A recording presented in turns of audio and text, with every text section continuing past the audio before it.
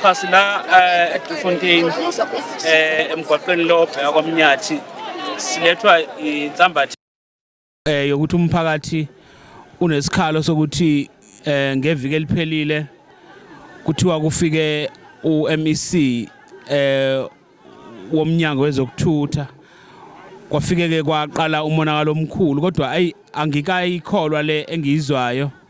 ikakhulukazi ukuthi ufike kungazelele umuntu ngoba thina njengomkhandlu asicoshanga ukuthi uza la even ikhansela akalazi sanga kodwa wafika la esehamba nekhansela la sophongolo afike walethula njengomuntu okunguye ozobheka iproject yomgwaqo wase futhi bikela umphakathi ukuthi le project yonke uyinikeza uformer councillor mina ngibona ngathi abantu ke bakhuluma iphutha akukwazi ukuthi ngakhona uMEC owenza lokho kodwa ke sengethembisile kubantu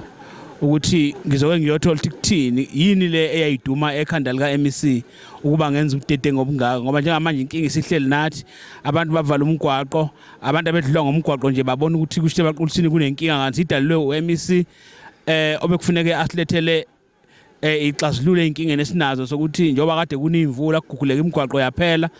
sengilahle ithemba nje mina lokuthi sizolithola usizo kwa transport uma ngabe uMEC umuntu obudede ngangaka and into ebhlungu kakhulu ukuthi ukhansela weward elithinteka kakhulu la ku ward 5 ukhansela womuntu wesifazane manje ke angeke sivume ukuba kube khona umuntu osuka la isuka khona noma ngabe uza ngasiphi isikhundla afika abukele phansi umuntu wesifazane okhona ewadini abantu baka ward 5 banekhansela futhi lilodwa kuphela alinayo ngisho deputy kodwa uMEC kusolwa ukuthi ufike wathi yena intuthuka ilethile ushiya ku former councillor angafuni ukukholwa lokho ngoba ngikholwa ukuthi khona umholi kuhulumeni ongakhuluma insambatheka enjengaleyo kodwa ke sothola njengamanje umphakathi uthe asibikele upremier ukuze sithole ukuthi upremier ni ofundise noma okhipha umyalelo ukuba uDuma enze lenhlekelele engaka siyahamba ke njengamanje siye office somlomo uzofacilitate ukuthi kufuneke ioffice kaPremier bese liyabuya in 7 days or within 7 days sobe sesibuyile emphakathini ukuba sizobika ukuthi yini eyenzekayo lapha ngihamba nokhansela ukhansela Vilakazi okhansela kwa ward